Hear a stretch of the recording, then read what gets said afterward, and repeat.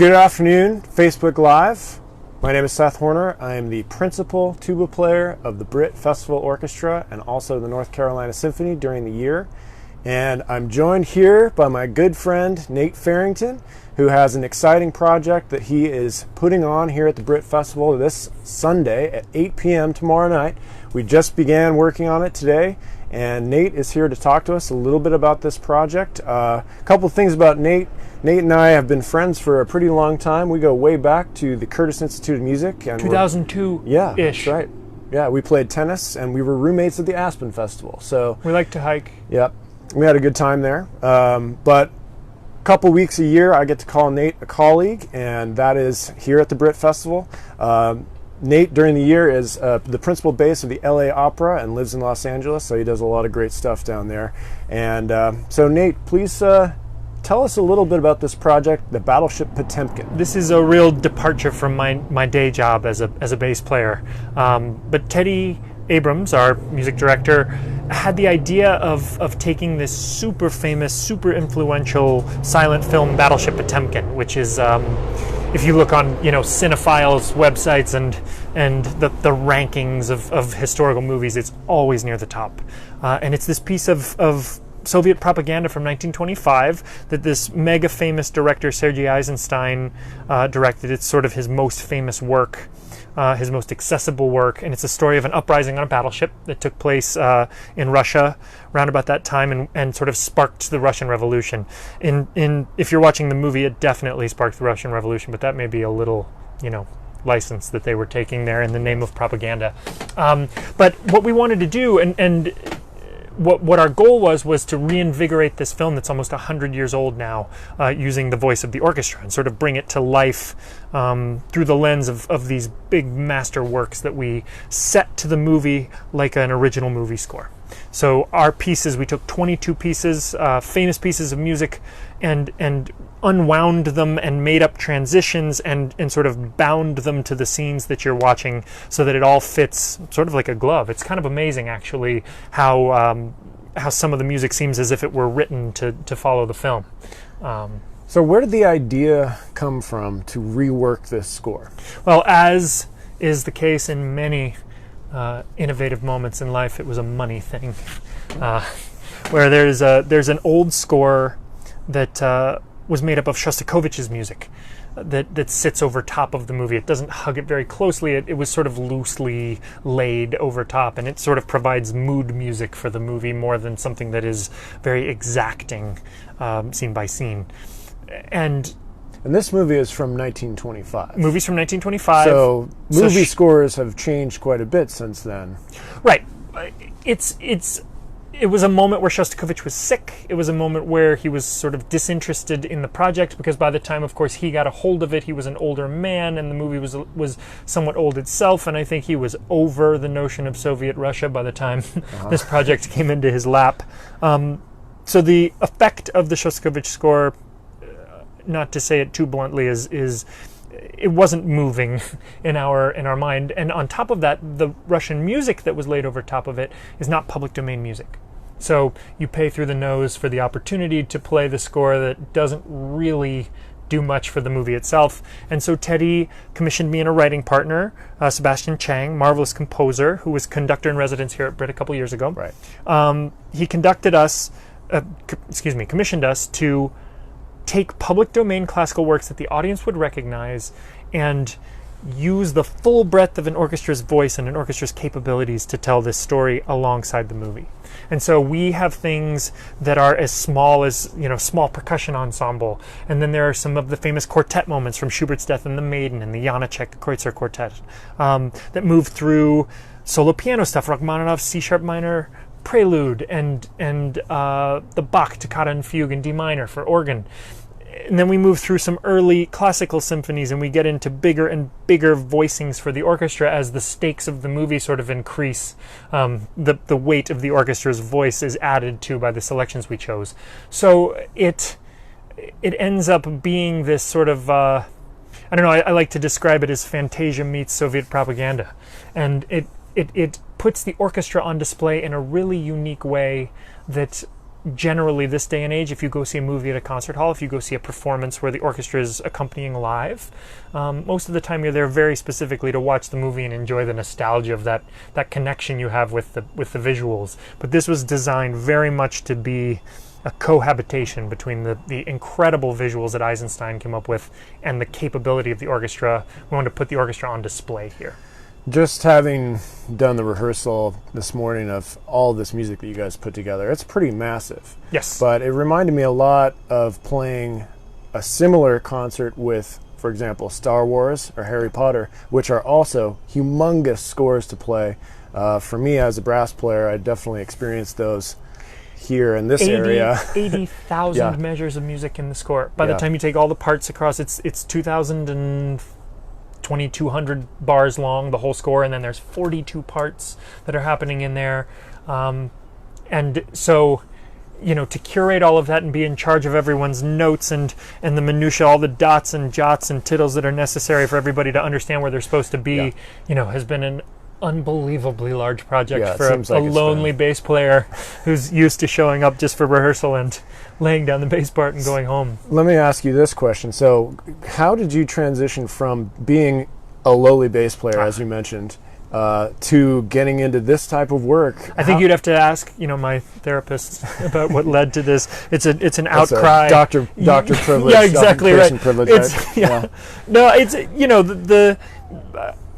if you ever notice my bass playing in an orchestra concert, there's almost certainly a problem. There's two or three bass solos ever in orchestral repertoire, and bass soloists don't exist. And so, we sit back there and hold it down and listen and provide the fundament for the group, the platform on which all these sounds and chords are being built. And we have big ideas too, Yeah, absolutely. And so this was a way to sort of assert an artistic voice that's been rumbling around for quite a while.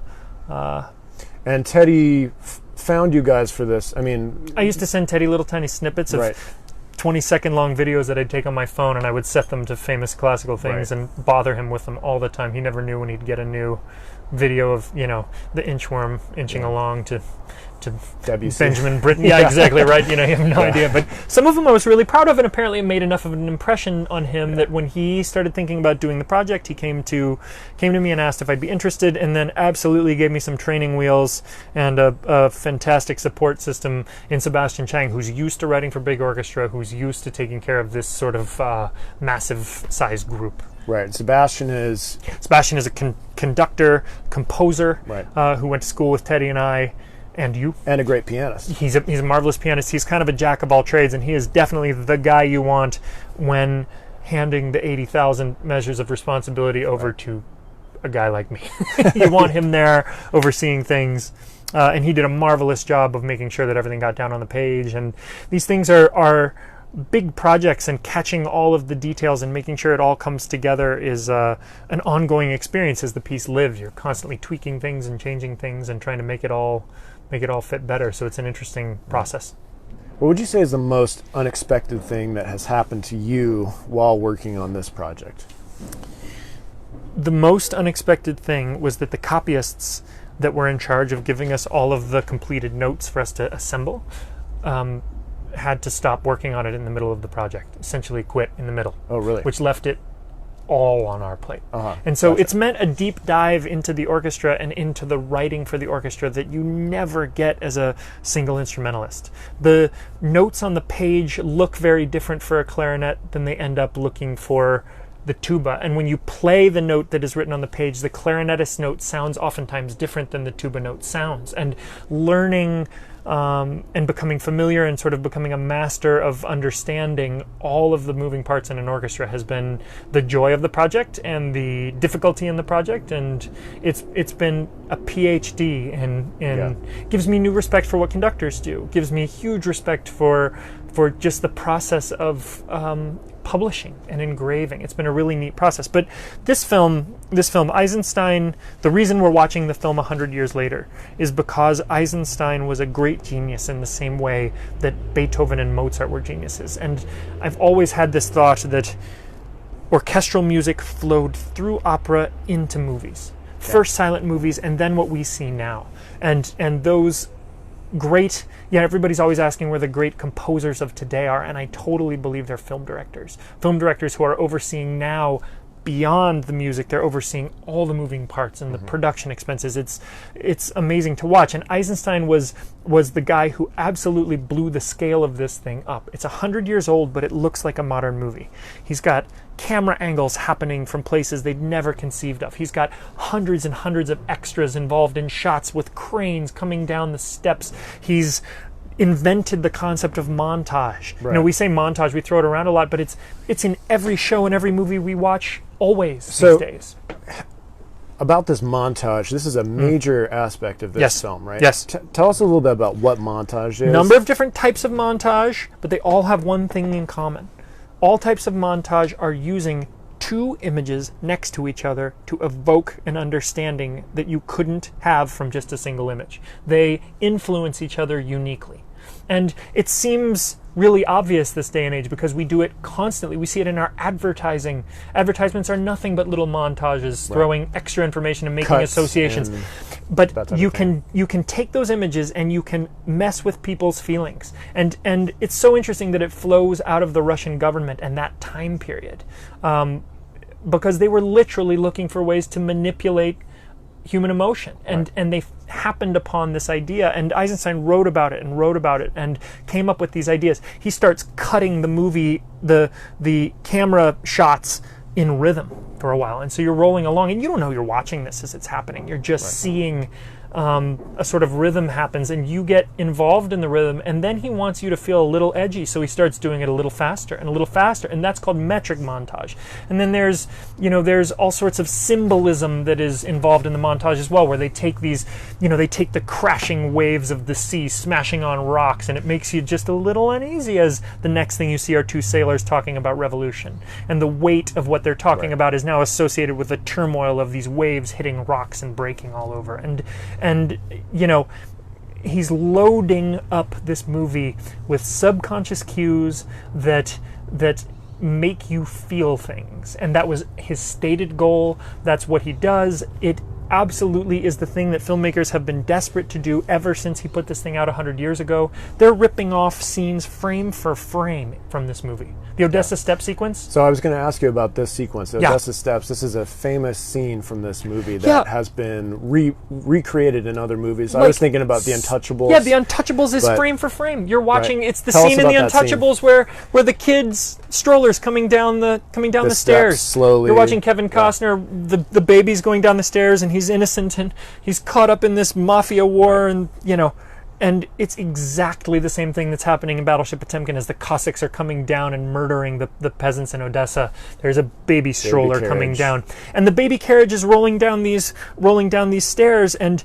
first you zoom in on the baby who's totally oblivious and giggling, and you realize this is a picture of innocence. And the mother. Then you cut back to the stroller that's out of the control, and you feel awful, and then the mother's face, and you feel her pain, and then the Cossacks bayonet. And all of this takes minutes, whereas if the baby stroller went down the hill, it'd be done in 15 seconds. It's another type of montage. He's manipulating time. And it's so expertly done and slickly done, and it turns into this thing that is just, that speaks loudly 100 years later. Right. So tell us a little bit, for that scene, how did you choose the music to go with that scene specifically? I don't know. We looked for energy in the film as we watched it, and I just kind of combed through my experience of playing in orchestras since I was 12 years old, and looked to sort of the innate moments that I thought, oh, I've felt that before. Where'd I feel that? And I thought the Odessa Steps was the easiest thing to score that we did in the whole movie. It's got this incredible rhythm, that metric montage I talked to you about, where things are cutting in rhythm. We use Holst's Mars for it. The men are walking down the stairs, and when you get the drive of Holst's Mars, which has this very famous beat in 5, that dun dun dun dun dun dun dun dun dun dun, provides this really intense backdrop for the rhythm of the scene that's so famous. So we just looked for feelings and tried to connect them in our memory, and sometimes it worked, sometimes it didn't. You'd play around with it till it did, and we ended up in the end with 22 pieces. So you're cutting back and forth and weaving in and out. And so we've talked a lot about how this piece is, or this film was originally this propaganda film for the Soviets. Yeah. How do you expect the community here to react to seeing this movie come back, for people that haven't seen it before, and to hearing this new music come alive with the film? How do you expect them to react to that? Our goals in presenting this had little to do with the message of Potemkin, which in the end I think you can dissociate completely from Soviet Russia and absolutely look at the message of it as simply a message of human triumph, a message of teamwork leading to a better result. And our goal in this had much more to do with exploring, combining, as I said earlier, the weight of these marvelous classical pieces with the weight of Eisenstein's accomplishment and seeing how they would influence each other. I guess it's an interesting thing because it's a form of montage in its own as I'm talking about it right now. We are literally using this voice to inform this film, and certainly the film affects your feelings as you're hearing the music. Right. It's an interesting thing because as a musician, I have always thought, as we're making music, I've thought in scenes that I've seen in movies, in pictures. I'm always trying to create characters inside the music that we're busy playing. And this just seems like the natural marriage to me. And so in terms of the politics of this thing, it's really fantastic that we're digesting our relationship with Russia right now. It gives us an excuse to put this movie on. It's really fantastic that we're considering the role that propaganda plays in the news cycle these days. You know, whether you're on the left or the right, everyone is complaining about the that news is never coming without a bent. Right. And so, you know, as we consider the role we want others' opinions to play in our news consumption, this thing's perfect. As we consider the fact that most movie score and movie watching experiences in a concert hall these days serve the movie only, and we're not going to do that here. We're going to put that orchestra front and center. Right. You know, all of these things made it a project we were interested in doing 100 years after this movie was created. And the coolest thing is that Eisenstein wrote that he wanted his movie rescored over time because he believed the imagery he was creating was strong enough to stand the test of time, and that new music would rejuvenate it. And you know, while we're not doing an electro synth pop score to this thing, which people have done, really, absolutely, the Chemical Brothers did it in London, Trafalgar Square. They did it in 2004, I believe. And that's exactly what he wanted. While we're not doing that, we are bringing a new voice to the movie, and it does make it worthwhile to come out on the hill, bring a blanket and a big bottle of whatever you like to drink, yep, and sit down and experience all of these swirling energies and enjoy the synthesis of two magnificent art forms and the result of combining them. It should be a great concert on the hill on tomorrow night. Tomorrow night at what time? 8 p.m. We're going to be there. Yeah. It's going to be rolling. I'm looking forward to playing it, man. Yes. Well, thanks so much. Thank you. Thank you for tuning in. Back to you.